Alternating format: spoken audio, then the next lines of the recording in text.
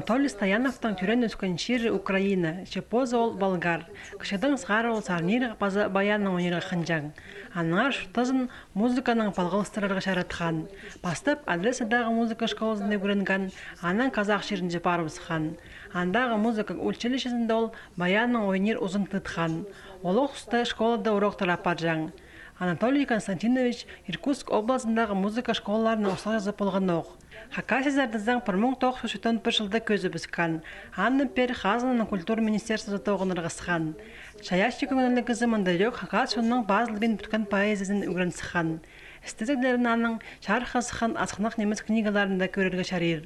Фольклорна олары ди Валентина Майнагашеваның қады айғысқанар.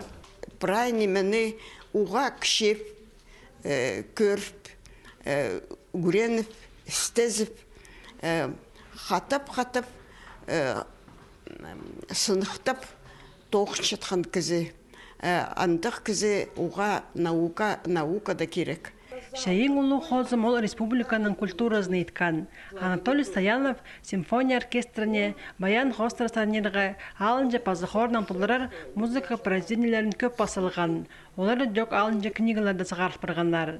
Базы Хакас жерінде әркелген кізі көк тиріглерінің жатқанның базы қомыстан ойнырға шонны көк тұрсыған. 1994 жылда шон көгілері ансамблінің қойнында жатқанның базы қомыстан ойныжың өмөйді сілген. Ұстақ же Анатолий Стоянов болып ұсқан.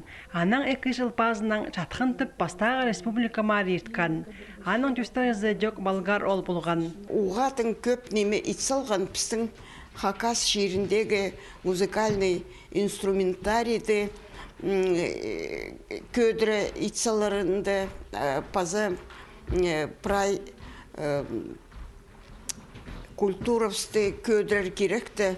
Бүгінде Анатолий Стоянов композитор, музыковед, этнограф, юречи, Хакасияның искусство жасаблық шаяшызы, композиторлар біргізінің арылышызы болша.